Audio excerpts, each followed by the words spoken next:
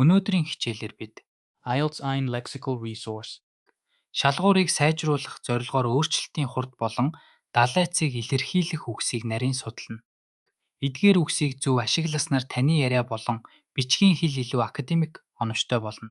Бидний эхний үг бол Sharply. энэ үг нь ямар нэгэн зүйл огцом хурдан өөрчлөгдсөнийг илэрхийлэхэд ашиглагдана. Тухайлбал The economy grew sharply. гэдэг нь эдийн засаг огцом өссөн гэсэн утгатай. Дараагийн хоёр үг бол Gradually. болон Steadily. юм Gradually. гэдэг нь аажмаар үе шатаагаар гэсэн утгатай. Steadily. Энэ тогтвортой тасралтгүй өсөлтийг илэрхийлнэ. Жишээ нь Temperatures increased gradually throughout the day. эсвэл The company's profits have risen steadily. гэх мэтээр ашиглаж болно.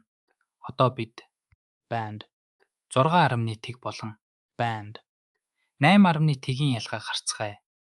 Энгийнээр The price went up quickly. гэж хэлж болно. Гэхдээ илүү өндөр оноо авахын тулд The price surged abruptly. гэж хэлэх нь зүйтэй. Surged abruptly. Энэ үнийн огцом бөгөөд гинтийн өсөлтийг илүү нарийн академик байдлаар илэрхийлж байна. Өөрчлөлтийг илэрхийлэх үйл үгсийг зөв дайвар үгстэй хослуулах нь чухал. Жишээ нь Verb of change. Adverb. гэсэн бүтцээр ашиглана. Unemployment rates fell sharply last quarter. The company's market share grew steadily. Гэх мэт. Одоо эдгээр үгсийг хэрхэн ярианд ашиглахыг харуулсан жишээ харилцан яриаг сонсцгооё. Нэгдүгээр хүн, Have you noticed how rapidly technology is evolving? хоёрдугаар хүн, Absolutely. Changes are happening so abruptly these days. It's hard to keep up. But some improvements, like renewable energy, are progressing more gradually. энэ харилцан ярианд Rapidly. Abruptly. Gradually. гэсэн үгсийг хэрэглэж байна. Одоо өөрийгөө сориод үзье.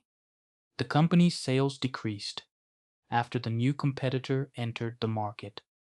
Зөв хариулт бол Sharply. шинэ өрсөлдөгч орж ирсний дараа борлуулалт огцом буурсан гэсэн утгыг Sharply. хамгийн оновчтой илэрхийлнэ. Өнөөдрийн хичээлээр бид өөрчлөлтийн хурд болон далайцыг илэрхийлэх үгсийг судалж, IELTS ein.